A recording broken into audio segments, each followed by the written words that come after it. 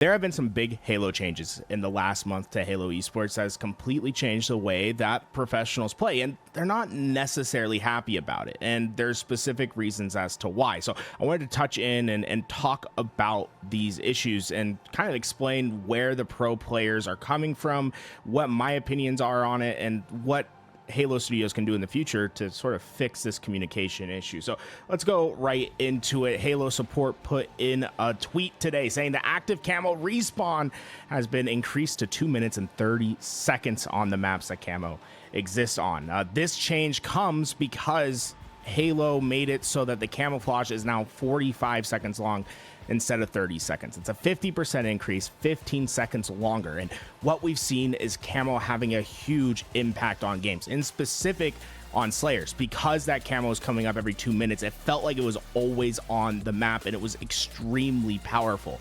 And what we saw so far is a lot of pro players being like, hey, this isn't what we asked for. We want the camo back to 30 seconds.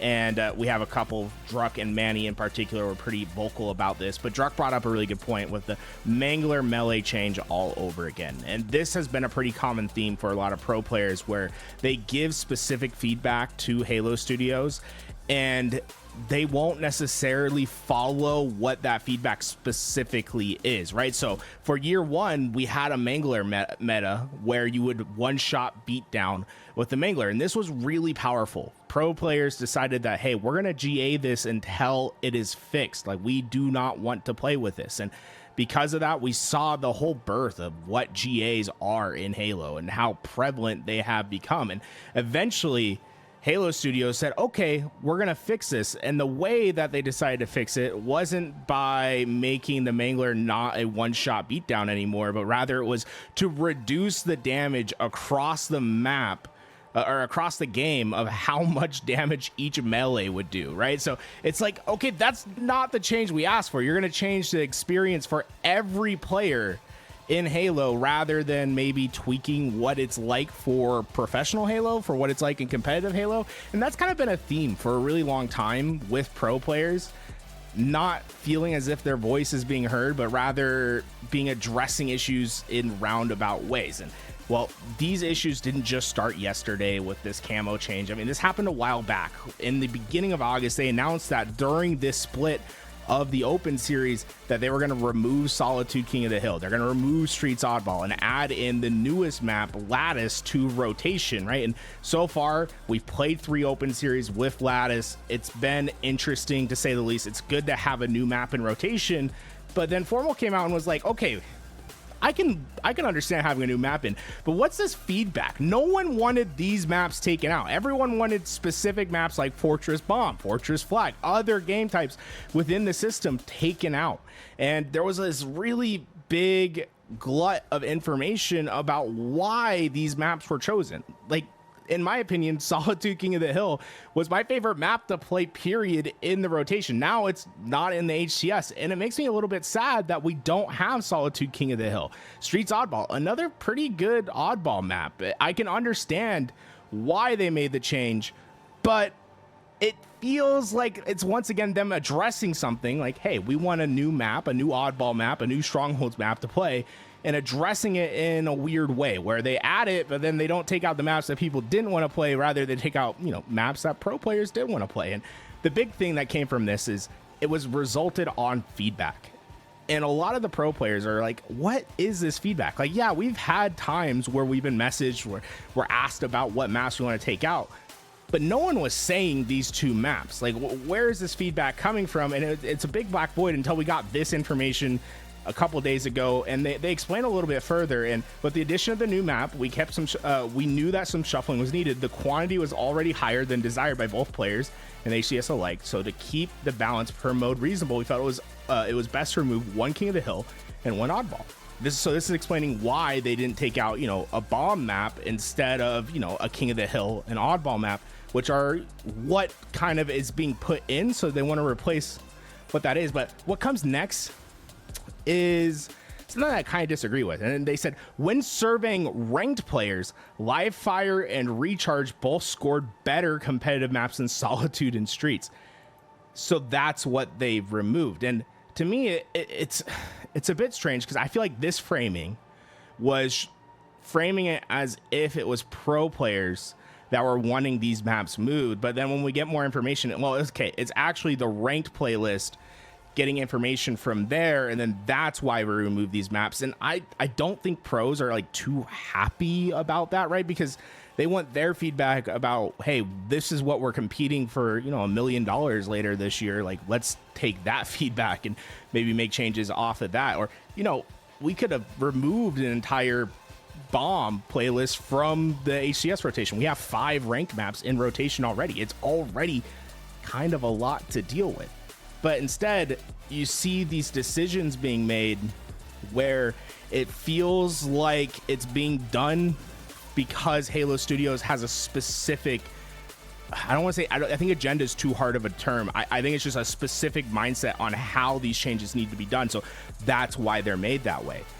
And to me, I think that's okay, but there needs to be a little bit more transparency as to why that happens, right? As to why these changes go down the way that they have. And, you know, one of the big things that came from all this change is not everyone loves these changes right away. Not everyone is a fan of Lattice. And one of the big complaints about Lattice has been there's just the spawns. They don't make sense. There's a lot of players spawning behind each other.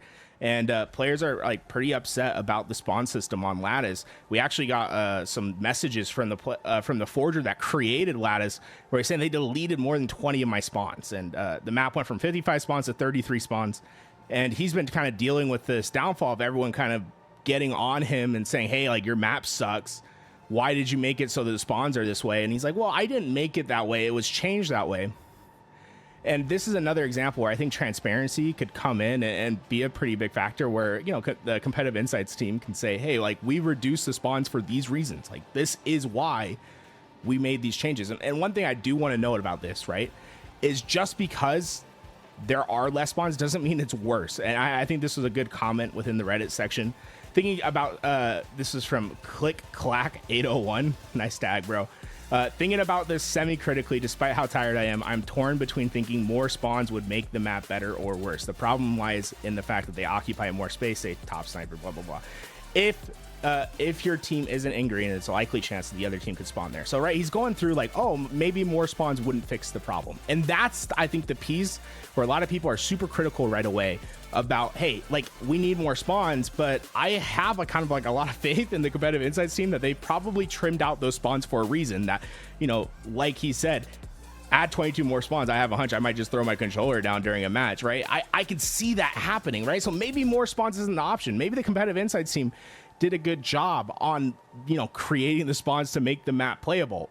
The problem is, like, we just don't actually know right now because there hasn't been that layer of transparency between the changes that are happening and the community that's playing it. And I think that's really what I would like to see change in the HCS, because personally for me, I'm okay with the longer camo time. I think it's made the HCS way more exciting to watch. Like the camos have way more impact. If a player can get away with them, they've been able to make more plays. It's more exciting from a spectator viewpoint. I can understand why pros might not be on the same page as me because they have to compete with it, and it's completely different to play versus to watch.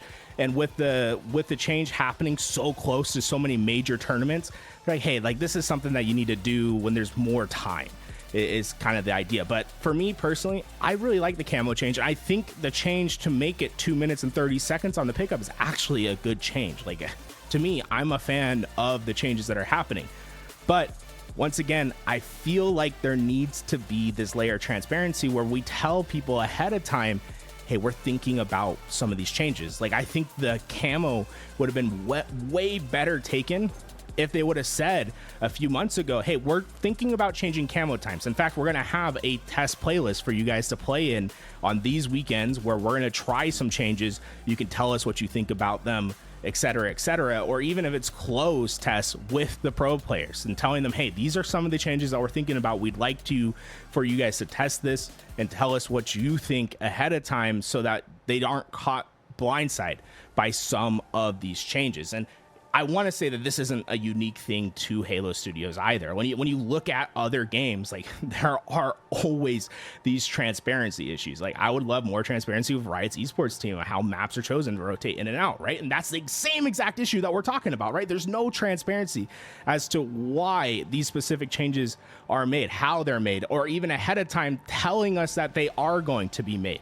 And I think the community of many esports are really thirsting for that direct line of communication so that they aren't caught off guard when changes happen. There was a great example of this happening recently in a different game, actually a trading card game in Yu-Gi-Oh, where they had an update to the Forbidden and Limited list, but they gave communication ahead of time that it was going to happen, right? And that they're telling them, hey, like, we are going to make a change. We're telling you when that change is going to happen, so anticipate it. And you can see how crazy it was.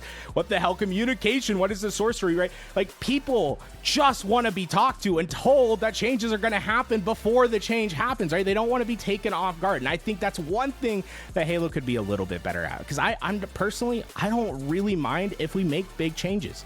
I just want to know ahead of time what those changes are and what the feedback is to be making those changes. Having that layer of transparency, I think, makes everything a little bit more enjoyable, or at least understandable for players. And I love this tweet by MBT Yu-Gi-Oh! Shout out to the Yu-Gi-Oh! Scene. And he's like, hey, I know people are going to complain that you didn't hit the right cards or whatever, but I just want to sincerely thank you for communicating to us. And it just shows like how desperate players are. I mean, look, this tweet about thanking them for communicating had just as much interaction as the tweet about the change happening. It's crazy the level of thirst there is for transparency within gaming. And I think that's the key lesson to take away from this last month. Like, I think these changes that have happened are fine.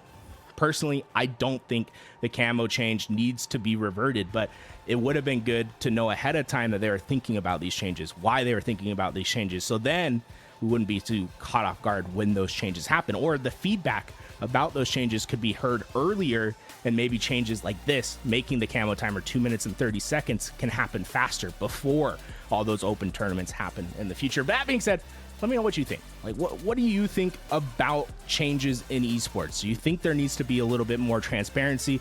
And if you think I'm wrong, please tell me why. You know, I'd be very interested from the other perspective as to why you think maybe not having those layered transparencies could be good. I mean, I could see arguments about it being, you know, teams, or not teams, like developers not being able to make changes within recent time, like a decent timeline, because they're too worried about that layer of transparency. Like, I think that's a good argument, but I'd be curious as to what your guys' perspectives are. And you know, there's some crazy stuff happening in Halo right now. I'm going to try to get some more videos out this week, so if you're enjoying them, hey, subscribe.